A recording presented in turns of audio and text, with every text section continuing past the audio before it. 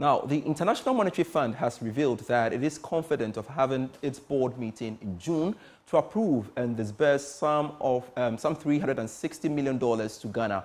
It follows significant progress made by Ghana on finalizing an agreement with bilateral creditors on restructuring of more than $5 billion debt.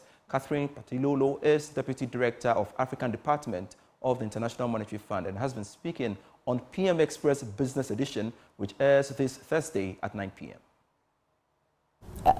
Debt restructuring is always difficult, right? It's most difficult for the country itself going through it. Also, difficult for the creditors who take losses, and it takes time.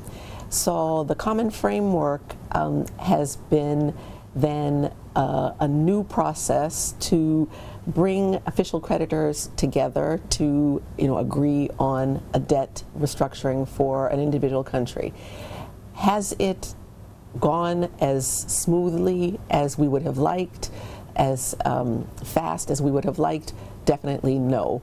But I think actually we would not have made the progress that we have without it. And we are seeing improvements in the process. So the time it took for a country like Chad to get from initial agreement with the IMF to approval by the board of a program and then the first review, that time got shorter for Zambia and has gotten shorter for Ghana. So it's moving in the right direction of trying to ensure the process moves more efficiently and speedily.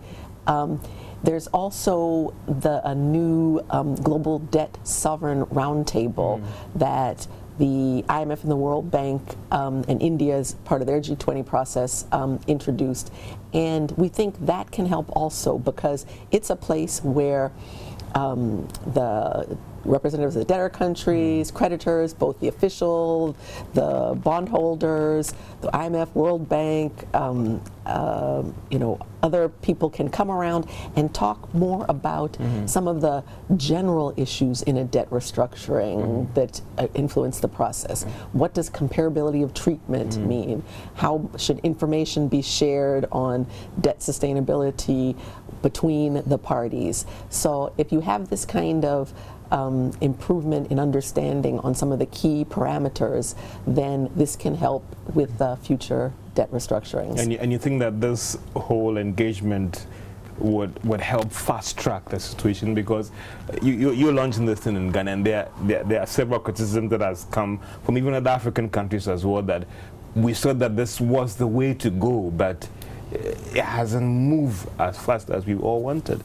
Yeah, well, I mean, again, look at the cases of Zambia where they have reached, the agreement with their official creditors, and then also recently with their Eurobond holders. And in Ghana, in January, an agreement also in principle with the official creditors. And Ghana having successfully completed largely its domestic debt restructuring. So I think, again, is it perfect? No. Is it moving in the right direction? That's what we keep pushing for. Is it too late for any recommendations to be done to fast track the process? We're always looking for ways to improve the processes. So that's why this Global Debt Sovereign Roundtable, I think, is important. More suggestions that are coming out of that. And can Ghana take advantage of this roundtable thing that is the final? Well, I think Ghana's process is on a very good path right now, and as you know, the Ghana team was here recently and reached a staff-level agreement with the authorities on the program, and the next step will be then for them to reach agreement with their creditors, and that would allow us to move forward with completing the board by end June.